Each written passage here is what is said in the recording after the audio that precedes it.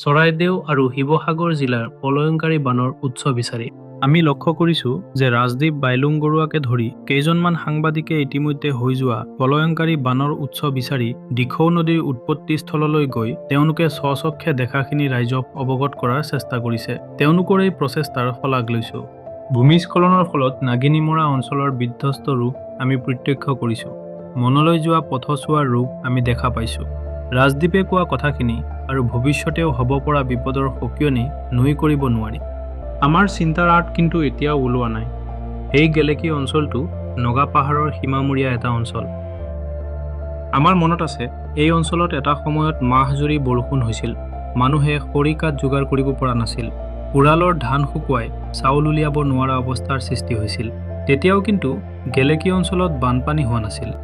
গেলেকী অঞ্চলৰ মাজেৰে বৈ যোৱা নামদাং, বৰনৈ, দৈখনা, ডেন্সি, কলিয়াপানী, দেওপানী আদি সৰু বৰনৈসমূহে অতিৰিক্ত পানীভাগ সুন্দৰকৈ নামনিলৈ বয়াই লৈ গৈছিল। কিন্তু যেতিয়াই নাগালেণ্ডত কয়লা খনন আৰম্ভ হ'ল, প্ৰতিটো বাৰিষাত পানীৰ সৈতে উটি অহা পাহাৰৰ মাটিয়ে নদীসমূহ পুতি বাম কৰি পেলালে। ফলত এজাক বৰষুণতে অঞ্চলসমূহত পানী সোমোৱা আৰম্ভ হ'ল।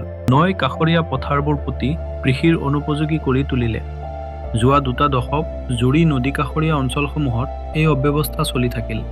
শেহতীয়াকৈ বৰনৈৰ একাংশ, দৈখনা আৰু ডেন্সি নদী খনন কৰা হৈছে।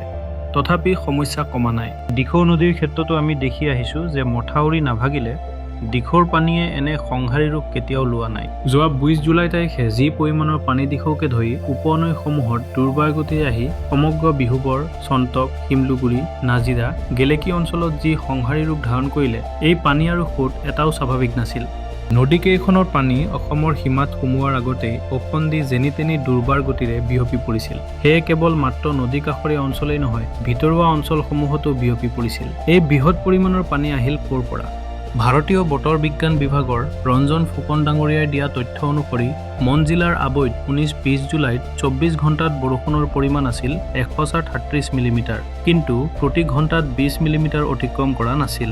ডাবৰ বিস্ফোৰণ হ'বলৈ হ'লে ঘণ্টাত বৰষুণৰ পৰিমাণ হ'ব লাগে কমেও 100 মিলিমিটাৰ, অৰ্থাৎ মনত ডাবৰ বিস্ফোৰণ হোৱা নাছিল। তেন্তে এই বৃহৎ পৰিমাণৰ পানী আহিল ক'ৰ পৰা?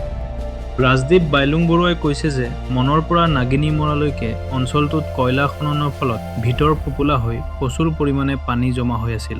ভূমিস্খলনৰ ফলত এই পানীভাগ ওলাই আহি দিখৌৰ খুঁটিত পৰি অফন্দি উঠিল। জলপৃষ্ঠ বৃদ্ধিৰ এটা কাৰণ হ'ব পাৰে, কিন্তু ই মূল কাৰণ বুলি মানি ল'ব নোৱাৰি। পানীৰ পৰিমাণ আৰু চট এই দুয়োটাই এই ধাৰণাটো সমৰ্থন নকৰে। ৱেবছাইটত উপলব্ধ হোৱা নগালেণ্ডৰ মন, লুংলেং আৰু মুককচাং জিলাৰ সীমান্তৱৰ্তী অঞ্চলত নিৰ্মীয়মান দিখৌ হাইড্ৰ ইলেক্ট্ৰিক পাৱাৰ প্ৰজেক্ট ক সন্দেহৰ আওতালৈ আনিব নিবিচৰা কথাটোত আমি আচৰিত হৈছোঁ।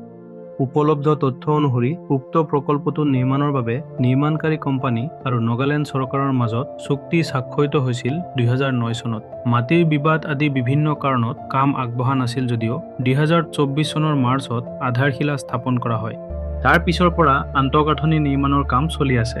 বৰ্তমানলৈকে বান্ধৰ কাম কি পৰ্যায়ত আছে ৱেবছাইটত উল্লেখ নাই।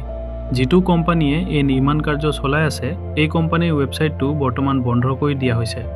অৱশ্যে নগালেণ্ড চৰকাৰৰ ৱেবছাইট আজিৰ তাৰিখতে উপলব্ধ। আমাৰ সন্দেহ কিয় হৈছে?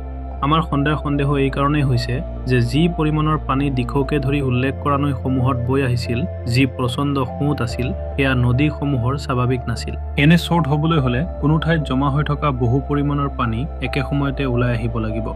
সেই সময়ত বহু দূৰৰ পৰা ধুমুহাৰ দৰে পানী অহাৰ শব্দ ৰাইজে শুনিবলৈ পাইছিল। পানীৰ লগত অহা গেদ বৰষুণৰ সাধাৰণ পানী যে দেখা পোৱা নাযায়। আমাৰ ধাৰণা 1. যদি দিখৌ প্ৰকল্প নিৰ্মাণৰ সুবিধাৰ্থে দিখৌৰ খুঁটিসমূহত অস্থায়ী মাটিৰ বান্ধ দিয়া হৈছিল, যাৰ ফলত ওপৰৰ অংশত অধিক পানী জমা হৈ থকাটো নুই কৰিব নোৱাৰি। 2. নাইবা আন্তঃগাঁথনি নিৰ্মাণৰ সময়ত পাহাৰ কটাৰ ফলত সেই মাটিয়ে দিখৌৰ মূল খুঁটিত বা অন্যান্য খুঁটিত ভেটাৰ সৃষ্টি কৰি পানীৰ স্বাভাৱিক গতিত বাধা প্ৰদান কৰি ওপৰৰ অংশত অধিক পানী জমা কৰি ৰাখিছিল। 3. যদি প্ৰকল্পৰ কাম আগবাঢ়িছিল, তেতিয়াও ওপৰৰ অংশত অধিক পানী জমা হৈ থকাটো নুই কৰিব নোৱাৰি। যেনেকৈয়ে নহওক, কৰবাত বৃহৎ পৰিমাণৰ পানী জমা হৈ থকা পানী মাটিসহ বৈ আহি অভাৱনীয় পৰিস্থিতিৰ সৃষ্টি কৰিলে নিশ্চিত। আমি কিয় সত্যটো জানিব বিচাৰিছোঁ?